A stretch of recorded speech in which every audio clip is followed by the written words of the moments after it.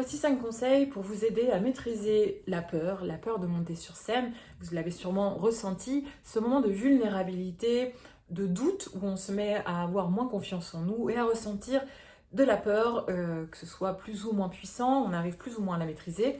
Même si ce moment ne dure pas et que très souvent il s'évanouit quelques minutes après être monté sur scène, eh bien, il existe des techniques pour se fortifier et pour arriver sur scène dans de meilleures conditions. Alors avant de commencer, vous pouvez vous abonner à ma chaîne et liker ma vidéo. Alors, le premier conseil va être de chercher à vous détacher le plus possible de vos ambitions et de votre exigence, de vos exigences. C'est-à-dire, vous allez chercher à vous mettre dans un état d'esprit de plaisir, dans lequel vous allez chercher à passer un bon moment, à vous amuser.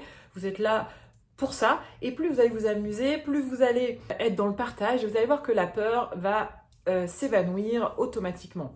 Donc cherchez à vous amuser, enlevez cette envie de bien faire, cette volonté que ça se passe bien, cette volonté de réussir, ces exigences-là, ne les écoutez plus, écoutez juste la voix en vous qui cherche à vous amuser, qui a envie de partager.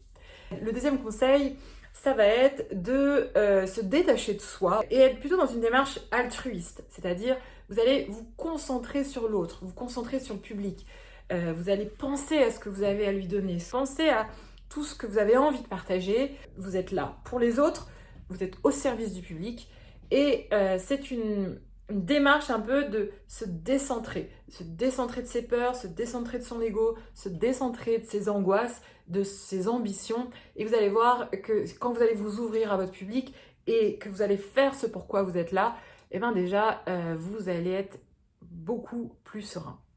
Troisième conseil, eh bien, cherchez à expulser le stress de façon physique, juste avant de monter sur scène, de sauter sur place, de par exemple taper dans vos mains, de chauffer votre voix, de faire des exercices de respiration, bref, tout ce qui est lié au corps, essayez de libérer le corps et de l'ancrer dans le sol, de l'ancrer dans le réel pour prendre des distances avec toute votre charge émotionnelle.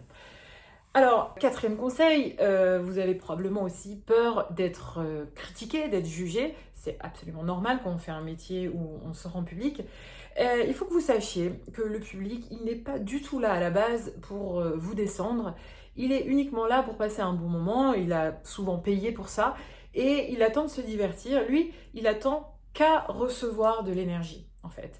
Donc, donnez-lui cette énergie, enlevez tout le reste et vous allez voir que ça va bien se passer. Cinquième conseil, ne vous remettez pas en question avant votre prestation, ni pendant. Si vous voulez absolument vous remettre en question, eh bien faites-le après, mais surtout pas avant et surtout pas pendant. J'espère que cette vidéo vous a plu. Si jamais vous avez envie d'en savoir plus sur la technique que je transmets, qui est une technique tricentenaire, qu'utilisent tous les grands chanteurs, qui est basée sur l'anatomie du corps humain, avec une respiration diaphragmatique et intercostale, avec un soutien vocal. On pose la voix sur le souffle après, on place la voix en voix mixte, c'est-à-dire qui résonne autant en voix de poitrine qu'en voix de tête. Et puis après, on apprend à ouvrir la gorge, à baisser le larynx et accéder au résonateur pour avoir une magnifique voix sur toute l'étendue de votre tessiture. Et bien si ça vous intéresse, vous pouvez télécharger un kit de démarrage en bas. Vous allez avoir tous les rudiments de cette technique qui vont arriver dans votre boîte aux lettres pour avoir les bases d'une certaine façon, des petits éléments de théorie. Et si vous voulez vous entraîner, je vous ai concocté une vocalise en bas. Vous pouvez la télécharger, c'est gratuit aussi. On travaille l'ancrage des aigus et la voix mixte. N'hésitez pas, c'est autant pour les hommes que pour les femmes. Et quant à moi, je vous dis à très vite pour une nouvelle vidéo. Ciao!